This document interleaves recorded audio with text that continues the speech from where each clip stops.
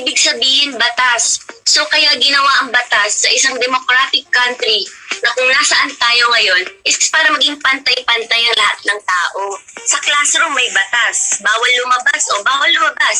Pero pag sinabing nag-comply ka na bawal lumabas, pero may ginawa ka sa pinagbabawal nila, inayos mo yung law ng classroom nyo at sinabmit mo ulit, ay pwede na pala ikaw lumabas.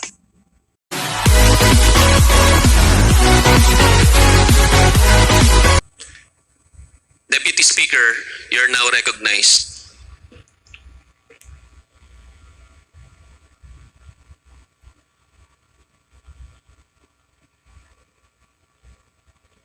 Meron po akong pin-repair na konti ring slide. Sana po maipakita muna bago ako magpatuloy.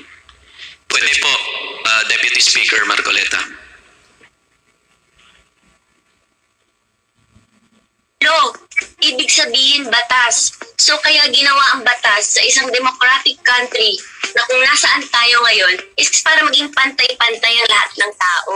Sa classroom may batas, bawal lumabas o bawal lumabas.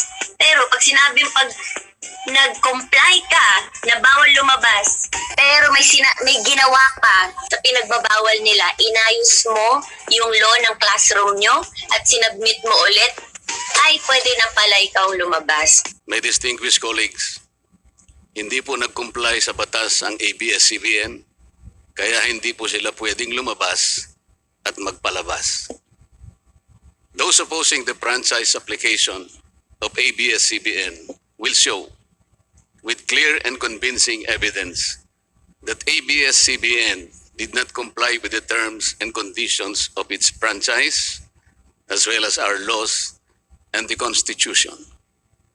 In fact, they will show in the succeeding hearings of the Committee on Legislative Franchises that ABS-CBN deliberately and with impunity violated the conditions of its legislative franchise and more so of our laws and the Constitution. Matagal na po kasi ang mga aligasyong ito. Hindi mamatay-matay, lumulutang sa internet, nasa labi ng mga Pilipino. Hindi seryosong binigyan ng pansin. Bakit po? Tikom ang bibig ng may kakayahang magsiwalat nito dahil takot sa maimpluwensyang network na kayang sirain ng tao, kandidato man o hindi. Salamat at ganap na nanindigan si Speaker Alan Peter Cayetano at hindi inalintana ang mga tuligsa sa kanya at pinayagan niya na magkaroon ng patas, bukas at malawak ang pagdinig sa mga aligasyong ito katulad ng nagaganap sa araw na ito. Ang banggit nga po sa John 8:32 ay ganito, "And you will know the truth, and the truth will set you free." We're in a fight to protect everything that matters to us. It's a fight to build, share, celebrate, and soar once more. It's a fight to win back our world. So let's fight it the way we have for generations. Let's practice healthy habits. Let's protect our hands, our homes, and our loved ones within them. Because if we do, this is a fight that together we will win. Detol, protect what's worth fighting for.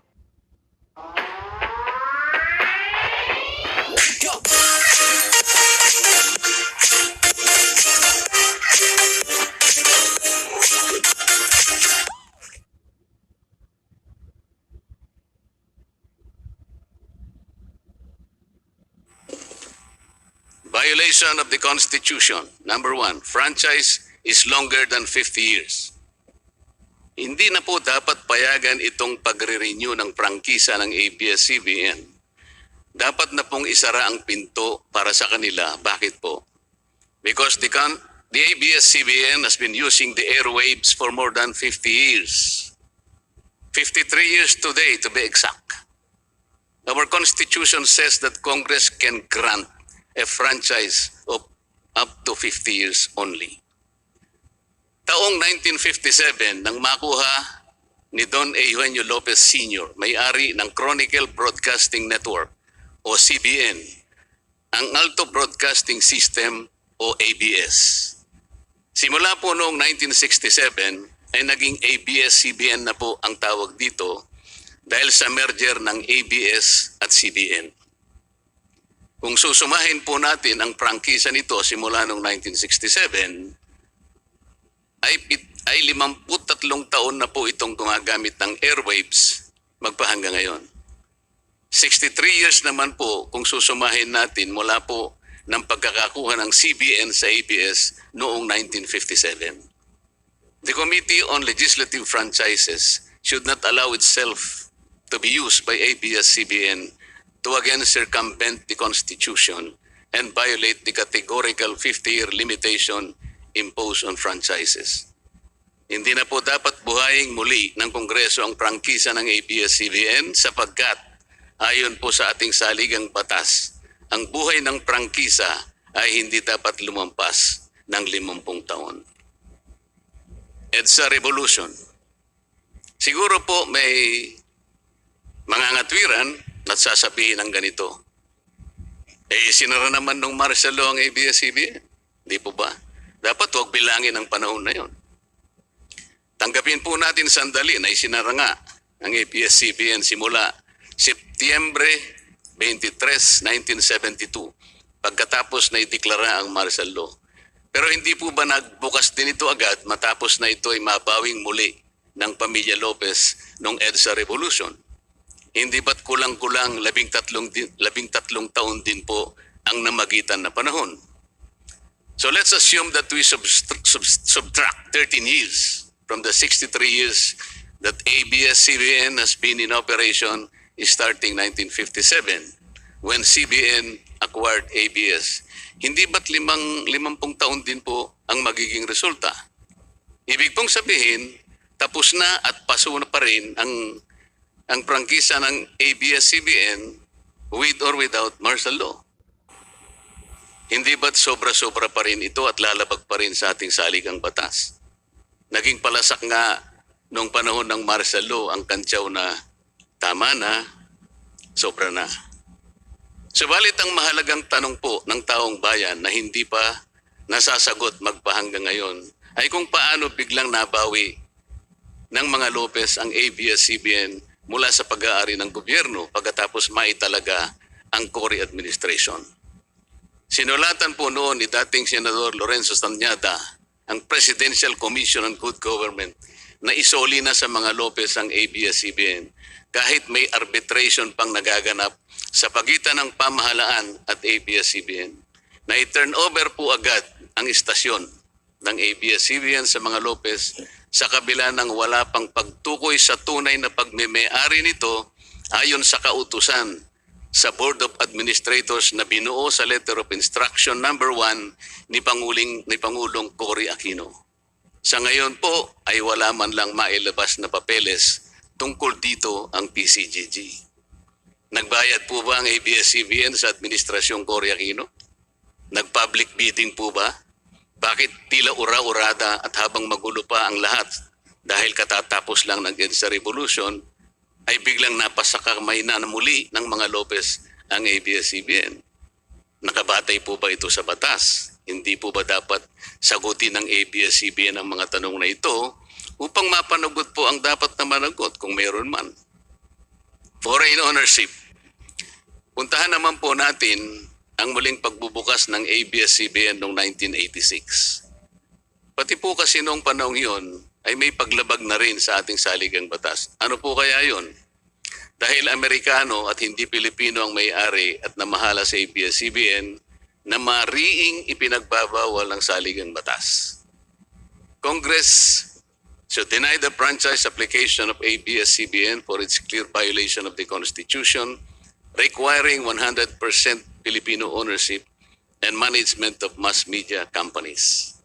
ABS-CBN's former president, Mr. Eugenio Gaby Lopez III, was an American citizen when he took the helm of the company in 1986 as director, then president, and then chairman in the later years. It was only in 2000 that he petitioned for recognition of Filipino citizenship and was issued a certificate of recognition as a Filipino citizen in 2002. At kahit sabihin po nating wala na ngayon sa management ng ABS-CBN si Ginoong Gabby Lopez, nagpatuloy pa rin ba sa paglabag sa saligang batas ang ABS-CBN? Opo. Dahil magpahanggang ngayon ay nagbebenta pa po sila sa mga banyaga, mga hindi Pilipino, ng pag-aari o ownership rights ng ABS-CBN. Through an intricate web of corporate layering, ABS-CBN lets non-Filipinos to own its common shares through the issuance of Philippine Depositary Receipts o PDRs. In September 1999, the ABS-CBN Holdings Corporation offered 132 million Philippine Depositary Receipts underlying the 132 million common shares of ABS-CBN.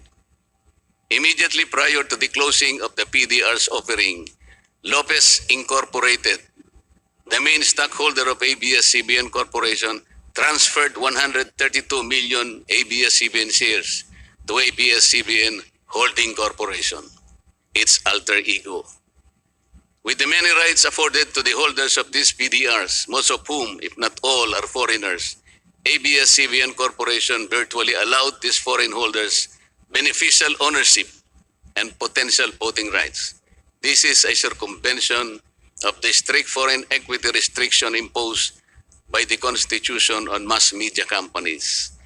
Quite obviously, the ABS-CBN PDR instrument, a creative financial mechanism, is being used as a subterfuge to indirectly own the underlying ABS-CBN shares of stock. Violation of workers' rights under the Constitution. ABS-CBN violated the rights of its own workers. It denied them their just share in production as required by the Constitution. It committed unfair labor practices, which consequently denied its employees the benefits required by law to be provided to all employees. Isang halimbawa po dito ay ang asunto na isinampa ng halos 100 o mahigit sa 100 manggagawa ng ABS-CBN sa National Labor Relations Commission o NLRC dahil sa pagtanggal sa kanila dahil sila raw ay mga talents lamang at hindi mga regular na empleyado. Nanalo po ang mga manggagawa sa NLRC at maging sa Court of Appeals. Bakit hindi na lang nila sinunod ang hatol at umapila pa ang ABS-CBN sa Korte Suprema?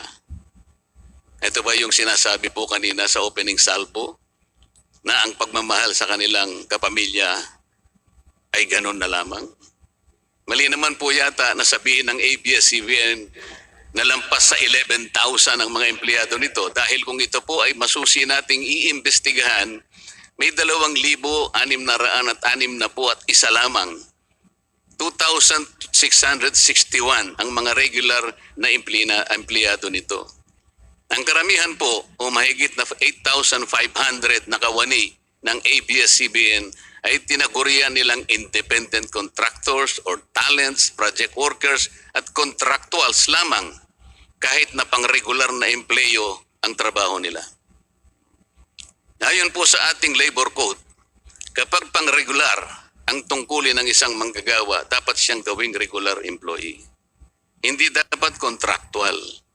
Hindi dapat independent contractor, talent, o kaya project worker lang. Malinaw na labag sa batas ang ginagawa ng ABS-CBN.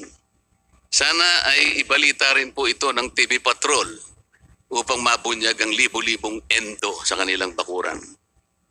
ABS-CBN has not regularized its contractual workers and talents despite performing the functions of regular workers.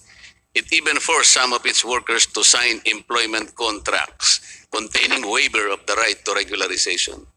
And those who refused were unceremoniously terminated from work.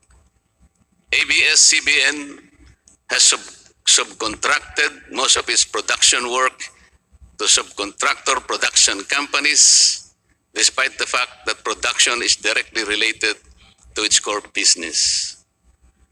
These production entities are paid minimally, whose workers obviously get lesser benefits and take-home pay.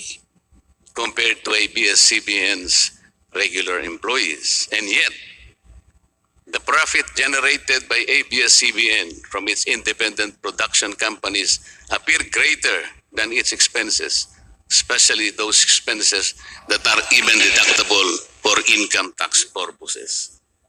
Kung